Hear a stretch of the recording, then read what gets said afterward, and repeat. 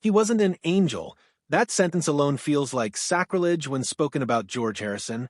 For decades, the world believed he was the quiet one, the spiritual Beatle, the man who escaped ego and fame in search of something higher. But at 80 years old, Eric Clapton finally broke the silence that had weighed on him for half a century, and what he revealed shattered the image people had worshipped. "I used to think I was the sinner," Clapton said softly. "Then I realized George wasn't pure either." For 50 years, Clapton carried a truth that never healed. Not because he hated George Harrison, but because he loved him enough to protect the myth, until age, regret, and memory stripped away the need to pretend. And when George passed away, he left behind a question that never found peace. Who was George Harrison when the lights went out and the incense burned low? Who was he when no one was watching? To answer that, Clapton didn't speak as a critic. He spoke as a friend who had seen both the light and the shadow, and knew they lived in the same man. When the Beatles reached their creative peak in the late 1960s, the world watched George Harrison transform. He embraced Indian philosophy, meditation, and Eastern spirituality. The sitar became his voice. The press hailed him as enlightened, detached, evolved. But behind the calm exterior, Clapton saw something different. "People saw peace in George," he said. "I saw a storm." According to Clapton, George was the first to bring LSD into Abbey Road. He was also the last to leave when the night spiraled out of control. By day, he spoke of karma and liberation. By night, he slipped away from his estate and vanished into private clubs until dawn. He said he was searching for enlightenment, Clapton recalled, but every time he came back, his eyes looked emptier. That was the first crack in the image. The world adored a quiet saint. Clapton saw a man splitting himself in two, preaching detachment while chasing desire. The contradiction deepened in 1968. Clapton recorded a blues demo, rough and personal, meant only for himself. Weeks later, George arrived with a song that sounded almost identical. When Clapton confronted him, George smiled and said, "I didn't copy you. God inspired me." Clapton said nothing, but something inside him broke. That was the moment I realized he had lost the line between faith and deceit. As the Beatles began to fracture, George played the role of peacemaker. He appeared calm while John and Paul clashed. The public saw wisdom. Clapton saw ambition. One night at Friar Park, Clapton remembered, George laughed and said, "If John and Paul fight, at least I'll get more songs on the album." To Clapton, it wasn't humor. It was hunger disguised as serenity. Beneath the meditation beads lived a man desperate not to be forgotten. The fourth Beatle, forever in the shadow of Lennon and McCartney. And then there was Pattie Boyd. To the world, George and Pattie were the perfect couple. Photographs showed gardens, sitars, sunlight, devotion. They were hailed as the symbol of love fused with spirituality. But Clapton saw what the cameras missed. "I thought George was the most devoted husband I'd ever known," he said, "until I saw him look at another woman with the same eyes Pattie once dreamed of." During the recording sessions for All Things Must Pass, cracks began to form. Pattie waited for hours in the studio. Nights passed. George disappeared. And then Clapton saw him leave side by side with Maureen Starkey, Ringo Starr's wife. "He smiled at me," Clapton said. "The kind of smile someone gives when they're doing wrong but pretending it's normal."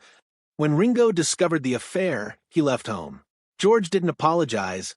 Instead, he sank deeper into what he called universal love. Love isn't bound by earthly rules, George told him. Love is karma. To Clapton, it sounded like faith twisted into justification. George could chant for hours, then use those same words to excuse betrayal. He preached liberation, yet chained himself to desire. He spoke of compassion, yet shattered the people closest to him. When Pattie finally broke down, she went to Clapton's home. She cried and said, "I don't recognize the man I married anymore." That night, Clapton realized something terrifying. "I loved her," he said, "not out of impulse, out of pity." At first, he stayed silent. She was his friend's wife. But guilt has a way of growing louder than loyalty. In 1971, trapped between rage and heartbreak, Clapton wrote Layla. The world heard a love song. George heard a message. I didn't write it because I loved Patty, Clapton admitted. I wrote it because I was angry. Every chord carried accusation. Every note whispered a truth the world refused to hear. When asked about the song later, George smiled and said, I know who it's for, but love doesn't belong to anyone. To Clapton, it was the coldest thing he'd ever heard. George and Patty divorced in 1974. Patty left Friar Park carrying the memory of a man she once thought was holy, only to discover he was deeply human and deeply broken. Clapton and Patty eventually came together, but Clapton never called it victory. I didn't steal my friend's wife, he said. I took back what he had thrown away. But the story didn't end there. After the divorce, George didn't return to peace. He disappeared into faith. From the outside, Friar Park looked like heaven, gardens, lotus ponds, music drifting through the air. Inside, Clapton said, it felt like something else entirely.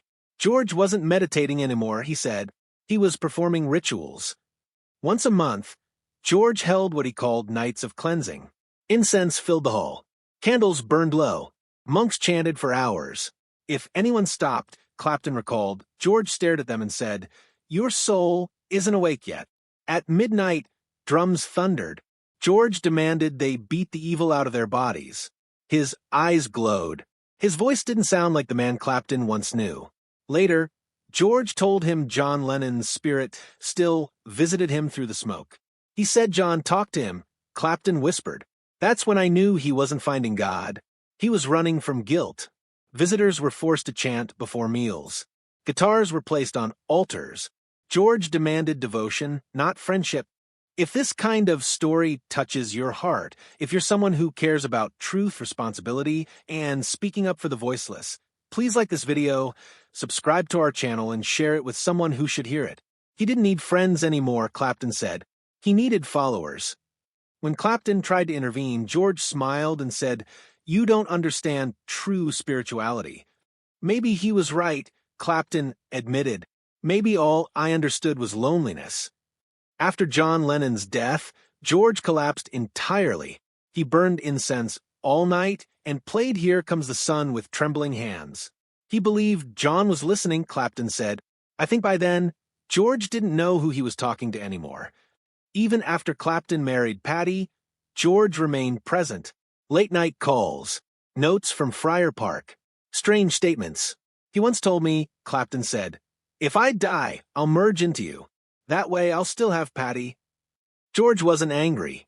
That frightened Clapton more than rage ever could. He forgave me, Clapton said, but he never let go.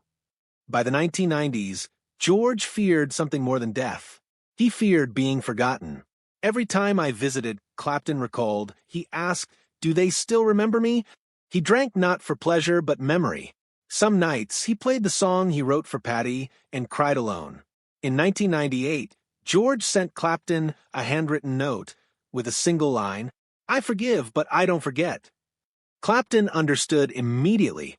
George had forgiven everyone except himself. When cancer came, George wore a gentle smile. The world believed he was at peace. He wasn't, Clapton said. He was afraid of leaving with things unresolved. Before he died, George asked only one thing, keep our music alive. On November 29, 2001, George Harrison passed away. Clapton sat in silence, unable to speak. I lost my friend, he said, and the rest of my youth. A year later, Clapton organized the concert for George. When he played, he wasn't honoring a saint. He was making amends. The applause wouldn't stop. Tears streamed down his face. George left in the light, he whispered. But that light was born from our darkness. At 80 years old, Clapton finally told the truth, not to destroy George Harrison's legacy, but to free it. He wasn't a saint, Clapton said. He was human, and I loved him for that. Because behind every legend is a man, and behind every man is a story only those closest dare to tell. If this kind of story touches your heart, if you're someone who cares about truth, responsibility, and speaking up for the voiceless. Please like this video, subscribe to our channel, and share it with someone who should hear it.